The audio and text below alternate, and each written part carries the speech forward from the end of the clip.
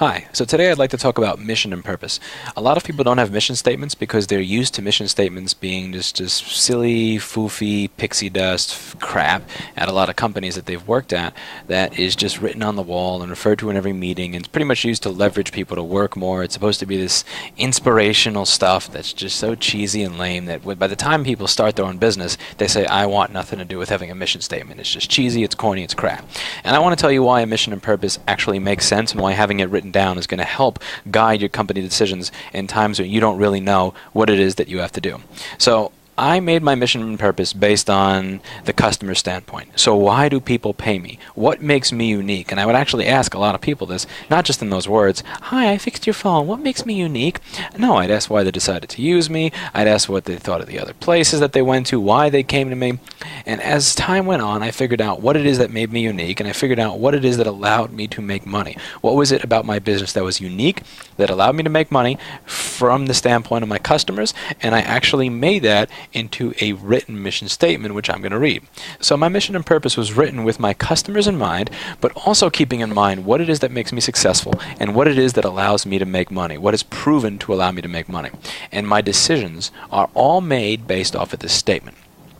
Our mission is to provide top-tier repair services to our customers faster and more affordably than the competition, while maintaining a healthy profit.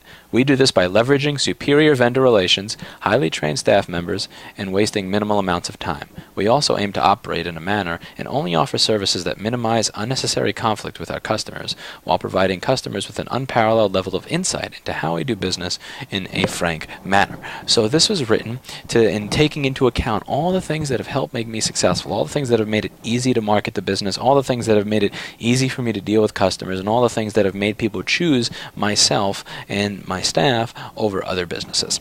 And every time I have a decision that I need to make, it's easy to make because I can refer to this mission and purpose. I don't make it based on my gut or based on feelings or based on what other people tell me. I make it based on, does it make sense in the context of what my business's mission and purpose is? And when you do it that way, it really does make it easier to make a lot of critical decisions. So let's take some decisions that I made before I had a written mission and purpose statement, and let's explain why they didn't really go very well.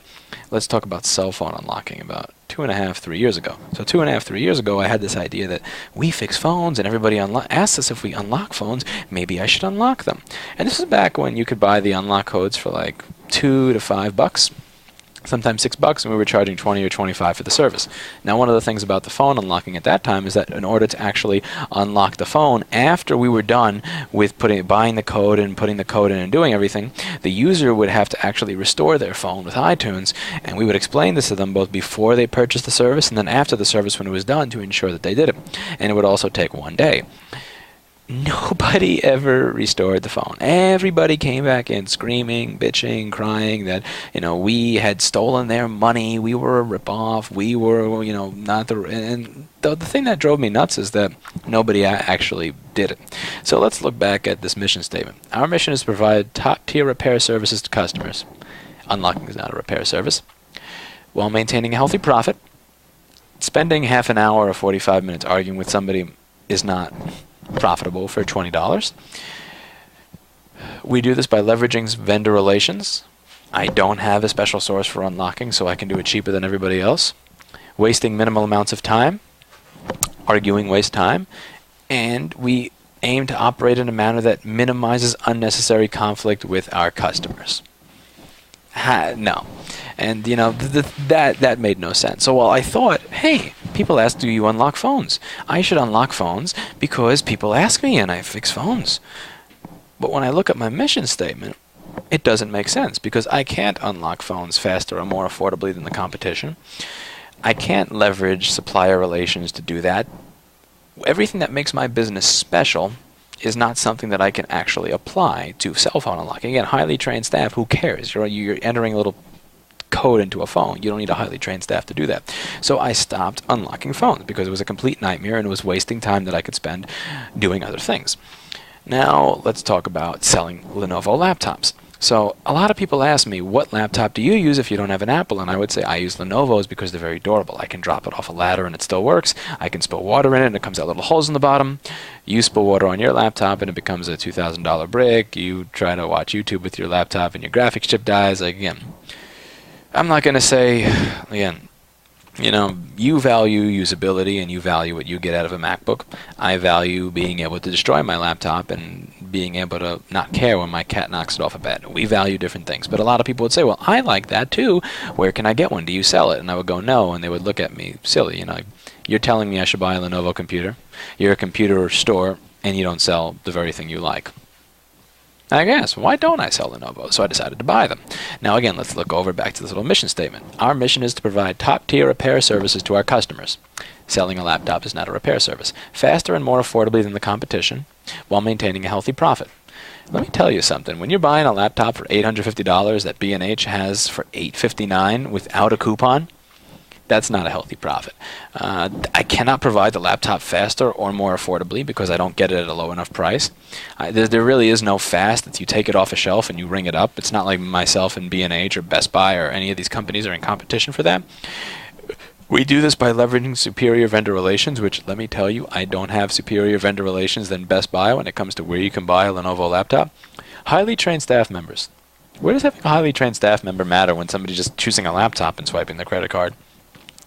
And when you look at this, all the things that make me great have absolutely nothing to do with selling a Lenovo laptop. We provide customers with an unparalleled level of insight into how we do business in a frank manner. People like transparency when they're choosing somebody to fix something, to work on their car, to take out their wisdom teeth. People don't really care about a level of transparency when they're buying a commodity item. So everything that makes my business amazing is not something that I can actually apply to the field of selling a Lenovo laptop. Therefore, that was a terrible idea. Had I had a written mission and purpose statement at that time, I would have not ever come up with that dumb idea and decided to try to implement it at my business. So some of the things that you should think about, again, and there are also employees. I had one really, really smart guy, but the smart guy costs a lot of money, and I'm wondering, should I just get other people who are kind of robots, or I just, I show them how to fix iPhone, they fix 15 iPhones a day, and they can't figure out when anything else is wrong with it what to do. When customer yells at them for, my home button doesn't sound the same as it does before. I actually had somebody do that today. They were clicking the button and saying it doesn't feel the same. It doesn't sound the same when I click it as I did before, which I was just, we all just stared and were like, you're really just purposely going out of your way to inconvenience us and just make our lives miserable, and I'm not even going to acknowledge that with a response. And smiled and just let them walk out. But my point is, when you can hire people who just don't know what to do and just get locked up, when that happens, who are cheap, or you could hire people who are going to cost more money and spend time trying to find the right person who's going to deal with that. I was thinking, which route do I want to go? And then we come back to here. We leverage highly trained staff members who waste minimal amounts of time. People who are not trained, people who are on a lower level are going to waste a lot of my time because I'm going to have to do their work. I'm going to have to explain things to them that they don't understand because they're not using their brain the same way I am to understand a lot of the things that I understand. They're not going to be able to make their own decisions. They're not going to be able to fix screw-ups when they occur. And that's going to really screw with my business. So I decided, I took a risk, and I said, you know what, I'm going to have 2 or 3 very highly trained staff members that cost good money and hope that the extra payroll I'm paying them compared to the people who don't know a lot is going to make up for itself in new income. And it did. It was a risk that I took, and it was a risk that paid off. Because at the time that I hired all these people, I could not actually afford to pay them, and if they did not return more than what I had, I would have had to fire them or tell them, yeah, I can't pay you for the week. You could take a laptop from the window, though, if you want, but luckily it never came to that at the time. So there are a lot of decisions that I've had to make, and I've made the wrong ones because I didn't have a written mission and purpose. Because, again, I was like a lot of you when I looked at the mission and purpose statements that a lot of companies that I worked for had, and I just said, this is lame crap. I don't want my business to be based on lame crap. I don't want to have something on the wall that's, our mission is to please every customer. Our mission is to be the best at making donuts. Because again, it's lame. You don't really make decisions based on that. So it's not just what do you intend to do. What do you intend to do? What is going to set you apart? What sets you apart and makes you special while doing it? And how does that benefit the customer? So what do? What sets you apart, and how does this benefit your customer, your target demographic? This is important. One of the things I talk about with my supply business, because a lot of people ask why I got rid of it. Let's look at some of the companies out there. People would say, how is iFixit in business? They're selling $50 iPhone 3 screens when those things cost $5. They have a strategy. They buy the best of whatever, they treat you nice, they give you free guides, they give you free everything, and they go above and beyond to make sure that that guide makes some sense, even when sometimes, to me, I don't personally like them, but a lot of the times, admittedly, their guides do actually make sense for a lot of the stuff that they put out there. Then you have something like Y'all Store, and people go, how are they in business? They treat everybody like shit. I can't believe they're in business. Because you're a cheapskate. And if you bought from Y'all Store, you probably bought from them because when you arrange by lowest price on eBay, they're always the cheapest, and you valued the cheapest over something that actually fucking works. And when you buy from Y'all Store, or Laptops Outlet, or Screen8, or any of that shit, it's always the cheapest. And they, again, their strategy is in line with their mission and purpose, which is in line with how they actually do business. They sell a shitty screen for a very, very shitty low price. They put that shitty screen into a shitty envelope instead of a box, and they send it to you using shitty USPS first-class mail. When the shitty screen comes and it's broken because it got put in a crappy envelope, then you talk to them, but you get to talk to somebody who doesn't speak English, because to save $1 an hour on payroll, they get somebody who speaks no English, who is a member of the family or whatever, to do the customer service work for them. And instead of providing with real customer service, because real customer service would require that they take back that crappy part they sold you, what they do is they try their best to just let all the messages trickle out until 45 days, at which point you cannot file a case. They put off everything to ensure that you cannot file a case on them. And this is all part of the strategy. And it's all in line, and it works, which is why they are a top-rated seller.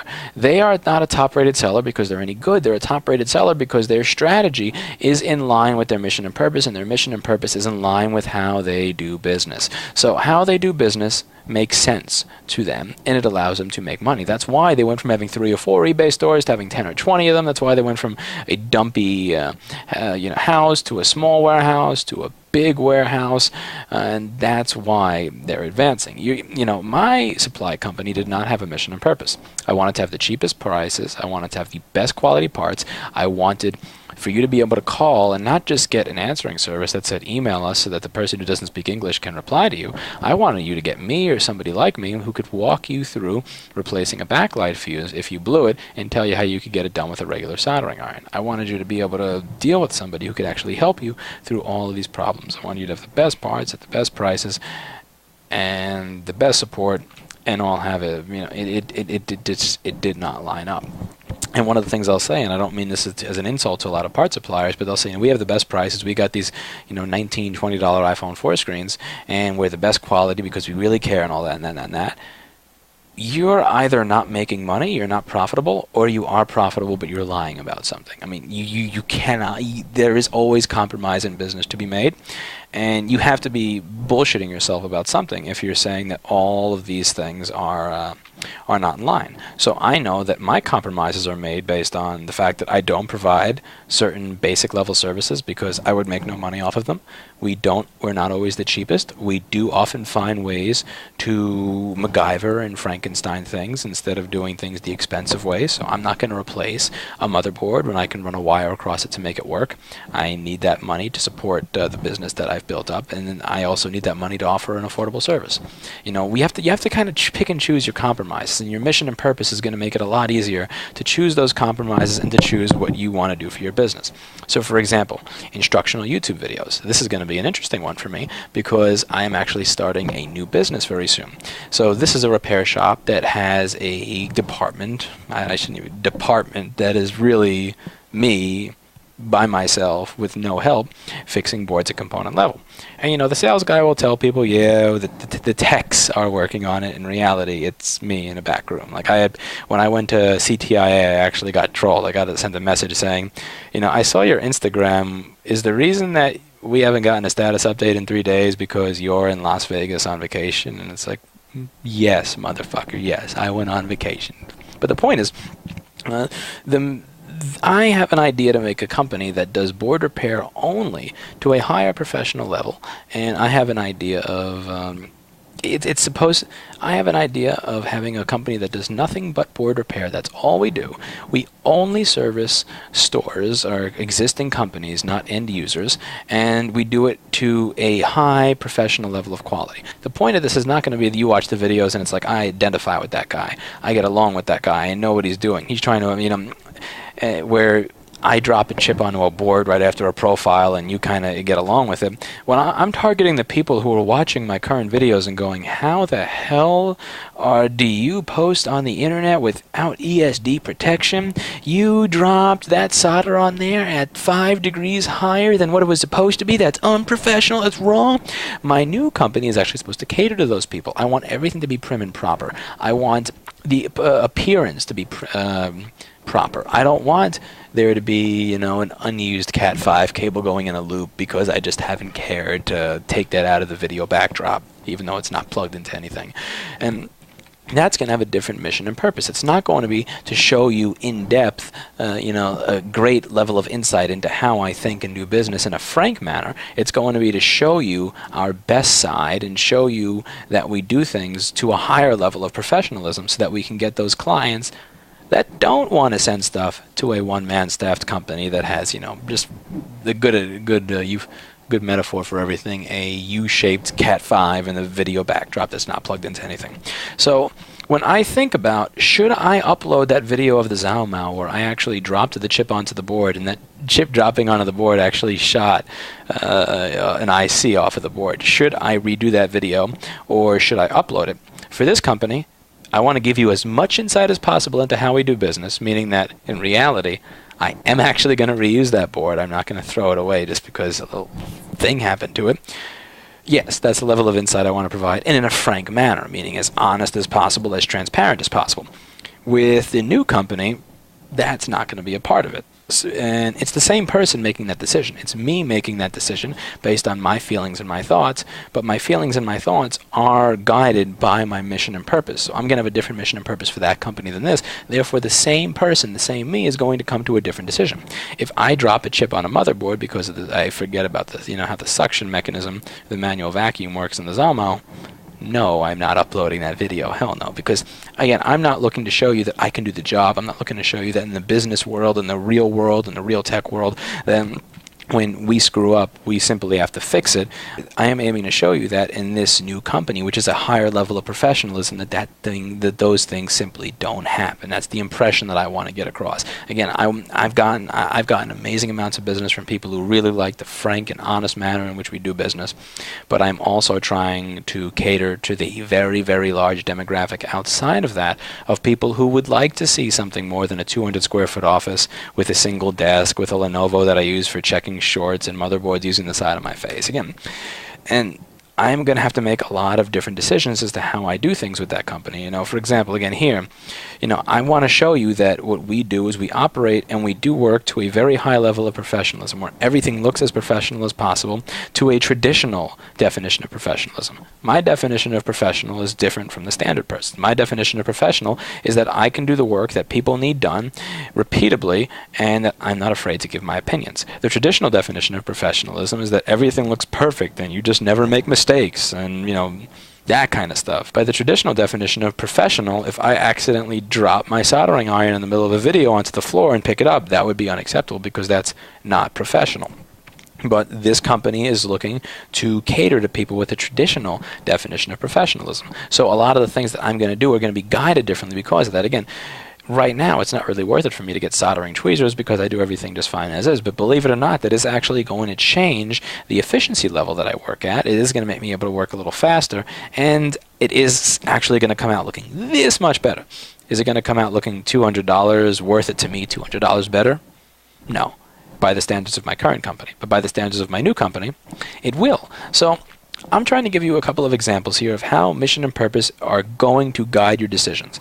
Again, your decisions should not be guided just based on gut feelings and thoughts and what other people tell you. You need to take a hard look at the mission and purpose of your business and think about whether what you are doing makes sense in the context of your mission and purpose. And I guarantee you're going to make better decisions that are more based in the reality of what makes you successful and based in the reality of what will make you successful going into the future. If you have a mission and purpose written out with these 3 basic guidelines.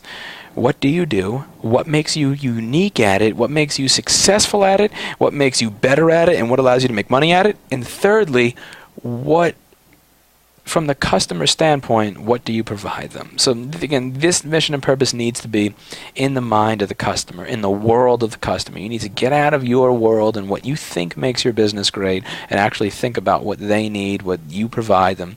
And if you do that, you'll find that it's very easy to make decisions that allow you to make gobs and gobs of money. And that the things that you think are just absolutely silly, dumb, ridiculous, asinine, like starting a YouTube channel off the cuff on the internet where you curse every now and then and show that you fuck up on a regular basis as you do the most complicated repairs there are in the field, that this will make you successful, you'll find that when it makes sense, it actually works and it makes money.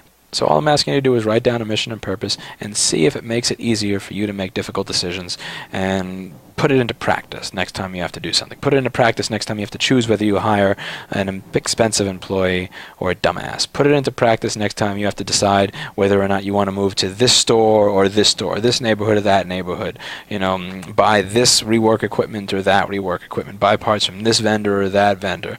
You know, offering this service or not offering this service. Look at it from the standpoint of what is the mission and purpose of my business, and I guarantee you are always going to be successful.